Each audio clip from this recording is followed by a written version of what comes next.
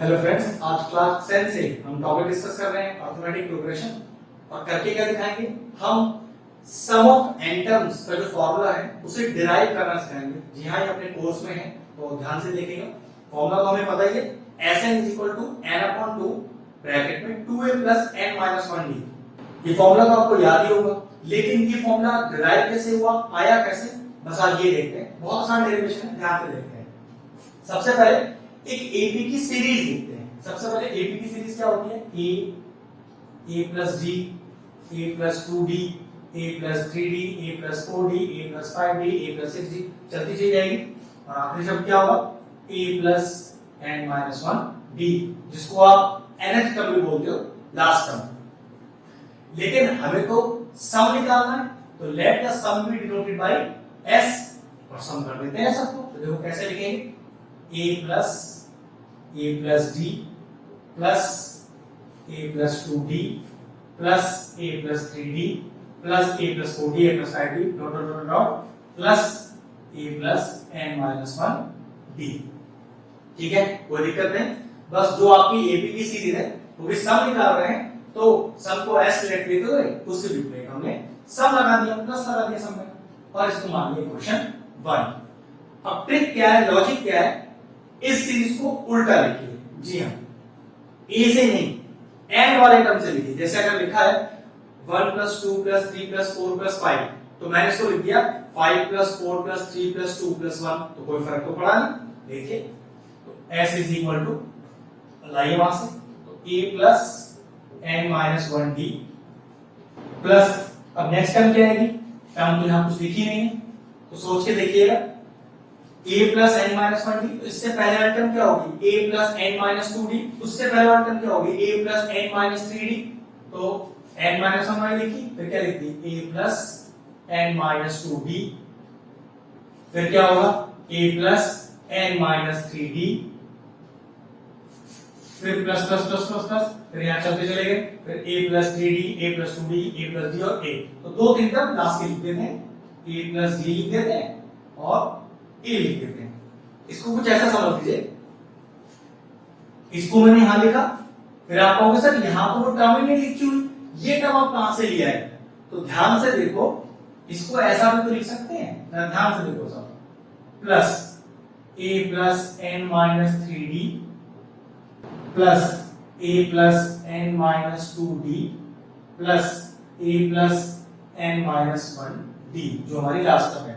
तो last term n - 1 है, उससे पहले वाली a + n - 2d, उससे पहले वाली a + n - 3d, तो वो मैंने उल्टी लिखी है, तो a + n - 1d यहां आ गया, ये वाली टर्म यहां पर आ गई, ये वाली टर्म यहां पर आ गई। चाहो तो ये चारों टर्म पीछे करके लिख दो, कोई फर्क नहीं पड़ता उससे। मैंने लास्ट की दो टर्म वहां लिख दी, क्योंकि हमने रिवर्स लिखा है अपना सीरीज, और मान लिया मैंने इसको क्या, इक्वेशन 2। अब लॉजिक क्या है, ऐड करिए इक्वेशन 1 और 2 को, ध्यान से ऐड करेंगे। सबसे पहले LHS से LHS जोड़ो, s + s 2s। अब पहला टर्म के साथ, तो देखो ध्यान से, a + a, ये तो 2a आ जाएगा, plus n - 1d as it is, यहां कोई लॉजिक नहीं है, दिक्कत, प्लस अब a + d को इस पूरे ब्रैकेट से, तो देखो ध्यान से, a + a, तो 2a तो यहां आ ही जाएगा। अब ध्यान से देखो, d को n - 2d से ऐड करना है, तो ध्यान से देखो, d + n - 2d से ऐड करना है, कितना आया, nd माइनस का 2d, nd तो अपनी जगह पर, और d - 2d माइनस का d, d कॉमन ले लो, तो चेक करो जोड़ने पर क्या आया, n - 1d, और जरा चेक करो कहीं दोनों सेम तो नहीं आ रहे, बिल्कुल आ रहे। चलो एक और चेक करते हैं। अब तीसरा वाला ब्रैकेट तीसरे वाले ब्रैकेट से जोड़ते हैं, चेक करो, इनको जोड़ने से सेम यही तो नहीं आ रहा, फिर से चेक करो, a + a, वो तो 2a ही आएगा।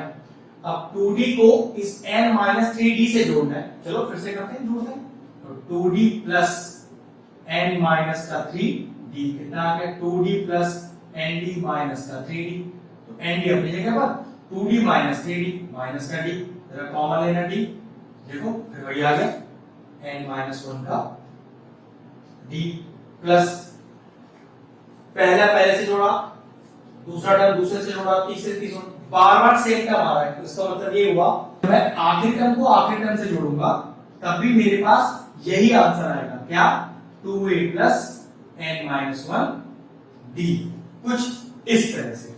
ये है इस क्वेश्चन का लॉजिक।